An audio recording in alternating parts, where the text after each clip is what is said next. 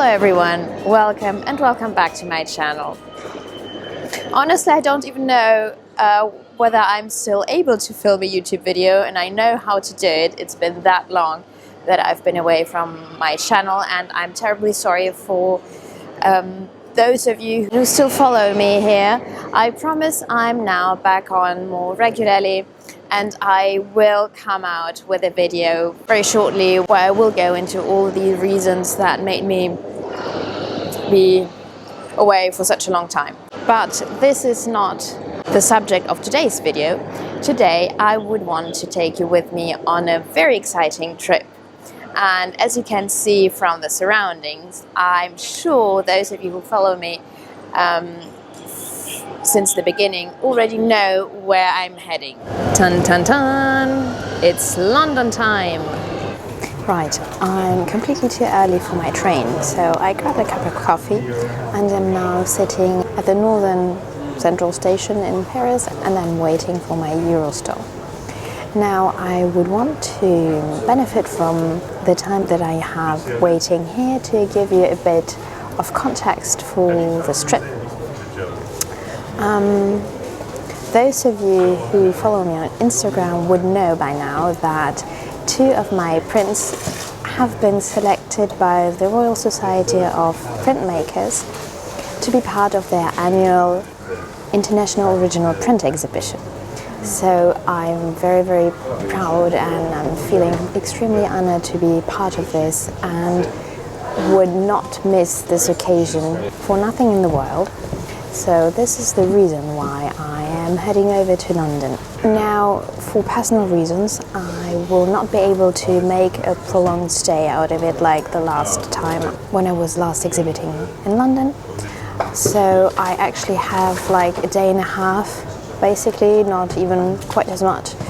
But I will try to make the best of it. And while you will see all about the exhibition in my next video, this time we will focus on a very special exhibition that I would want to visit while I'm in London. And it is the Monet exhibition in the Courtauld Gallery. Now, if you're familiar with Monet's work, you will know that he has painted the Thames over and over and over again. There were maybe 100 of paintings. He has started off the Charing Cross Bridge and Houses of Parliament, as well as Waterloo Bridge. These paintings came to be one of the most iconic ones of these London landmarks, together with paintings from Whistler and Turner. Something tells me that he didn't choose those landmarks for nothing, and it is my firm personal belief that the French Impressionists were the first ones to invent the concept of marketing, basically, because there's so much in their techniques, in their approach, and in the concept that sells so incredibly well. And while Monet was not interested in the buildings themselves or the architectural dimension of it, let's say, but focused on representing the light effects through the fog and the different colors in the fog, I feel like he chose the setting in a very purposeful way, because he knew that these types of painting would do extremely well with international collectors, right? So I believe this was a very marketing move of him. What is interesting is that Monet did an exhibition in 1904 in Paris that focused on all those London paintings, all paintings of the Thames, and has always wanted to repeat his success, because it was a firm success and definitely helped establish his reputation. He always wanted to do the same thing in London, but for various reasons this exhibition never came to be. And the Courtauld Gallery, some 120 years later, actually did exactly that. The curator tracked down 18 or 20, I can't remember, paintings of the original exhibition and it is actually the very first time that these paintings are shown together since the 1904 exhibition, and also in the city that inspired them. So it is a very, very, very special thing for me to be able to fit this into my schedule, and yeah, it just coincides so well. I'm extremely happy that I will be able to see them with my own eyes, because all of them are scattered basically all over the world, and it was a huge, huge effort and endeavor to bring them all together again in one space in the United Kingdom. So I can't wait to see this exhibition and also to show you guys, because I know that if I would not be able to go there and see them with my own eyes, I would have been really happy if someone showed me, at least in this way, right? So I would like to share this experience with you guys.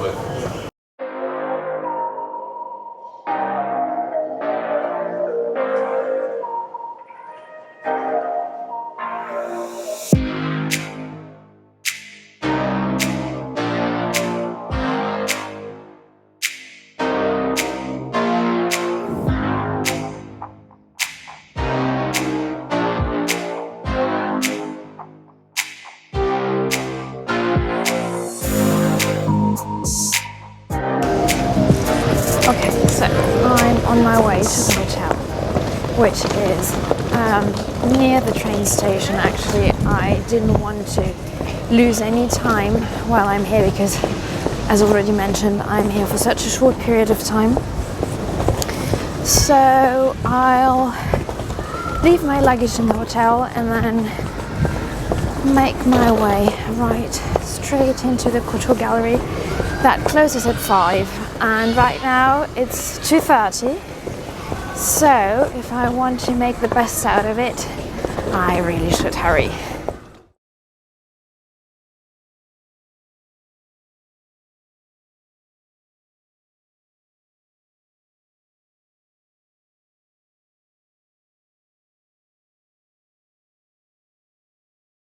At different regards, this is a very historic exhibition. So first of all, Monet always wanted to do an exhibition in London with his London paintings, but he never came around to doing that. And this is actually the first time that all of his paintings, originally shown at an exhibition in France, are reunited in one room in the city that inspired his paintings. It was a huge academic endeavor of one of the curators of the Courtauld Gallery to gather everything and track down all of the paintings that were scattered all around the world and bring them here together in 2 rooms. It is also nearly the same list of works included in this exhibition versus the original exhibition from 1904. So we actually have an insight in how Monet designed for you as a viewer to discover his works. These works that I will show you later on were all created within 3 stays of Monet in London, over 1 year and a half. So he spent in total 6 months in London, over 1 year and a half, to paint all of this. It was actually a long-standing plan of his. So we have first written evidence that he wanted to go to London to paint the fog as early as 1880, I believe, and he only got to do it 13 years later. What I love about this exhibition is that it offers you a very unique approach where you get to enjoy each painting individually, but also put them in relation, each painting to another one, because they are constructed as a series as a whole with the motive of London, but also within this London motive we have Charing Cross Bridge, we have Waterloo Bridge, and we have the Houses of Parliament. And you have different iterations of this motive within the theme, and you get to compare the different atmospheric effects within one motive. So different types of lighting effect on Charing Cross Bridge, different types of atmospheres for the Houses of Parliament, for instance, and compare the mood and really enjoy Monet's view of it. And now let's get into it.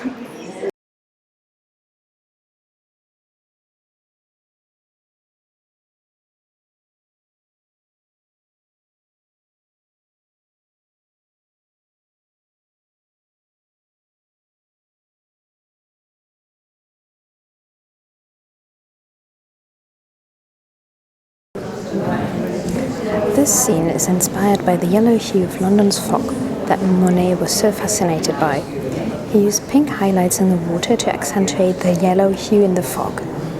Everything is very vaporous and the reflection of the bridge dissolves in the water. The painting shows significant marks of rework.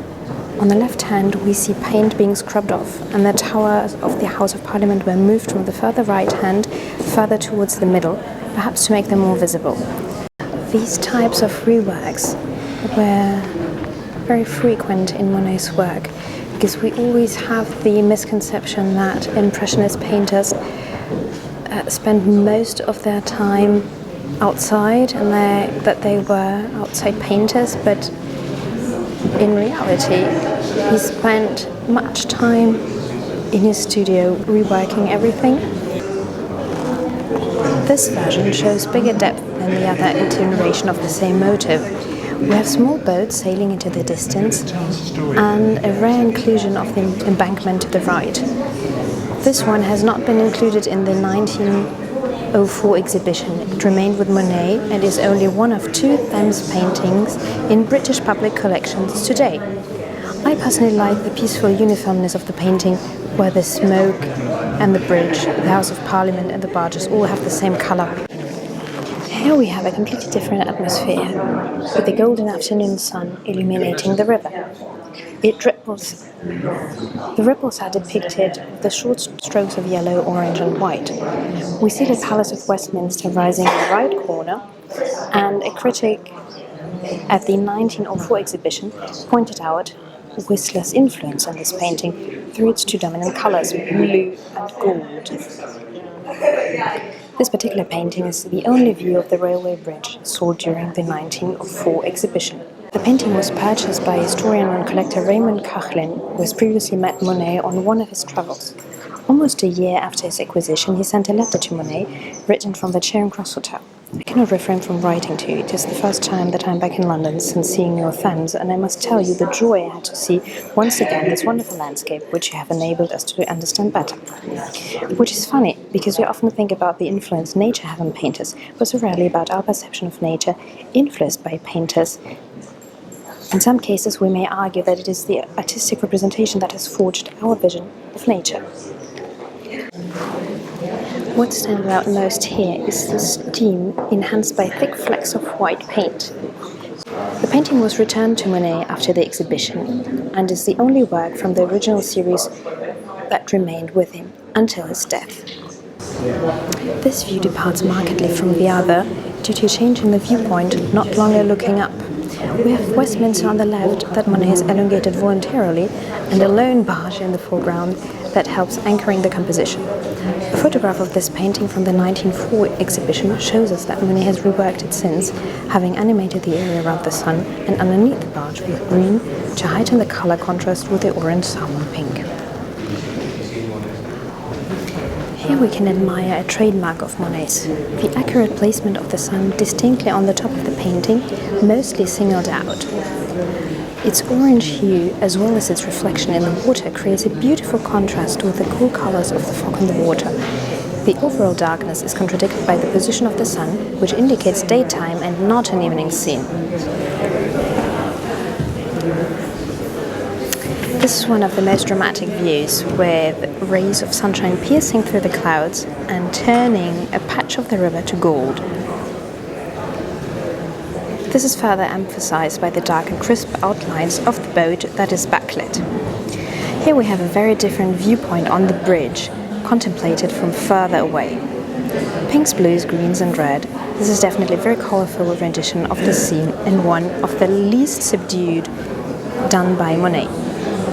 This is actually the only existing really dark rendition of Waterloo Bridge in overcast weather. What is contrasting with the eerie darkness are the orange lights that we see from the traffic on the bridge, as well as the smoke in the factories catching the sunlight with purple flecks. I like how these two views of Waterloo Bridge are put next to each other, because both of them illustrate the same effect that Monet wanted to show, which is actually sunlight. But in one case we have a very crisp sunshine hitting the bridge that accentuates details in the structure, and light catching the fumes, I believe, in the factories, as we can see here. And on the other hand, it is just very subdued sunlight hitting the bridge. But we nearly have no detail at all in the background, and this is further accentuated by the details we do have in the boat in the foreground.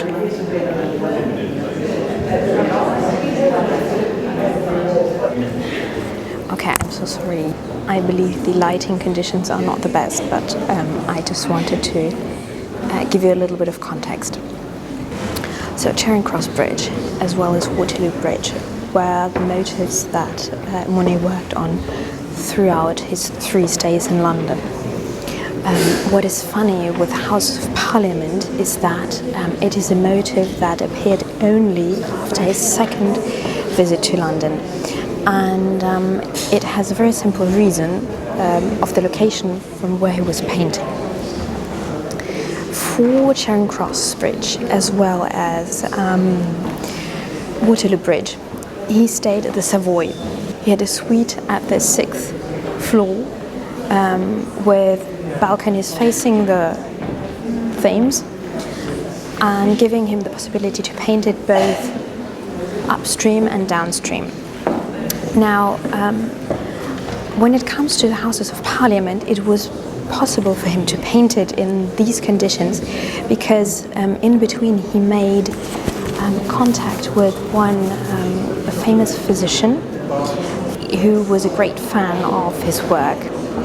And this physician invited him to the newly built St. Thomas's Hospital, where he gave him permission to set up his easel on the terrace and paint from there, where he had a great view on the Houses of Parliament, right?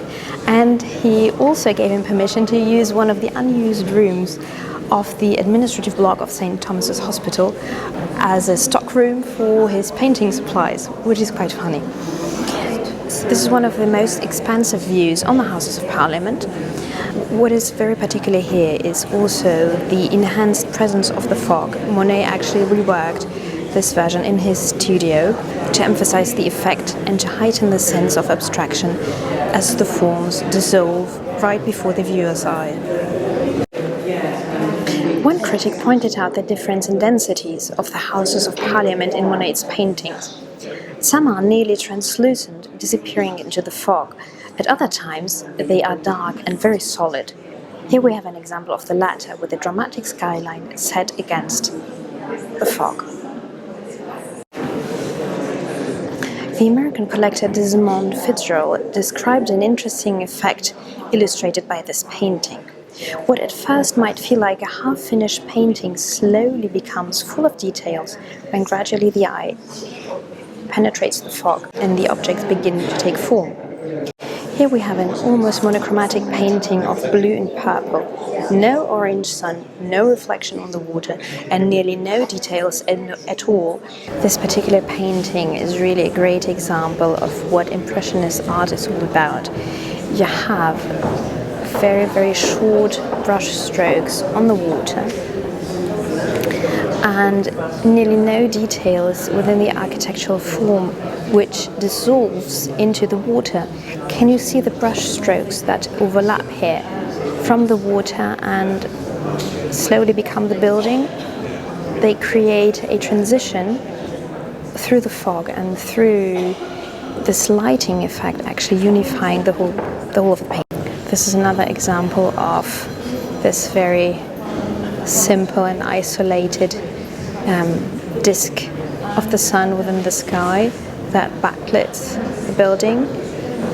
As you have seen in the previous paintings, this is really an atmospheric or weather event that he reproduced in a lot of different paintings, and that became really characteristic for his work. Funny story with this one. This is one of the paintings that got sold within the first couple of days of the 1904 exhibition. So this one was particularly well loved by collectors, and we can really see why. Similarly to the one that I've just shown you, it is very characteristic of the Impressionist technique with the very short brush strokes in the water, the transitional effect between the water and the architectural buildings, and the reflection, the fractured light somehow of the sun within the fog that gives it a very distinct hue. I hope you liked it and you've enjoyed coming with me to discover the Monet exhibition at the Courtauld Gallery. And this video would not have been complete if I haven't showed you St. James's Hospital and the viewpoint on the Houses of Parliament from where Monet painted all of his work. Of course, I cannot have access to the exact terrace where he was painting at, right? But I show you the overall location so that we can get a glimpse into what the artist was seeing at that time. So this is it. This is St. Thomas's Hospital, and there we have the Houses of Parliament. I will now try to cross over and show you everything from the other side. Yes, so presumably he would now go over there and maybe cross over here and maybe have a spot around there to have a better look on the Houses of Parliament. Of course, we cannot go there, but I can try to find a spot somewhere over there maybe to get something as close to what he would have seen as I can. I mean, I'm sure I would have been able to go into the hospital gardens, but as I'm luckily not a patient, I would have found it extremely irrespectful to go there only to film, you know, so let's try to do without. And let's find a spot somewhere here. Do you know what? That is not bad at all, because here we have the Thames and the Houses of Parliament, obviously, and Big Ben. And on the other hand, the terrace that the physician was probably talking about, where Monet supposedly painted this view. So I think it's more or less on the same level. So if we stay here, we got a pretty good idea of what the painter saw. Right, and there you have it. This is probably the closest that we'll get to what Monet saw when he painted this exact theme. Of course, it's not foggy at all. It's not even as misty as I could have hoped for. It's just rainy and damp. So we don't quite get the same atmosphere as Monet did, but isn't the view just absolutely stunning? Right, I hope you enjoyed this little additional bit, and I hope it's not too confusing to end the video twice. I'm sorry, it just didn't occur to me that I would be able to show you this scene as well, because I thought about going to Westminster Bridge the next day in order to get some beautiful photographs through an archway looking onto the Houses of Parliament and Big Ben, and I didn't make the connection to the fact that St. Thomas's Hospital would obviously be here as well, and that I could have shown you the view. So anyway, I now stop bringing unnecessary details into this video. I'm very grateful that you stayed on until the end. Thank you so very much for watching, and I hope to see you in my next video, where I will talk more about the International Original Print Exhibition organized by the Royal Society of Printmakers. Please be sure to check it out. It will come out very shortly. And if you don't want to miss out on any new videos coming from this channel, please just hit the subscribe button and you'll be the first one to know if there are any new videos coming up. Have a lovely morning, afternoon or evening, wherever you are. Cheers!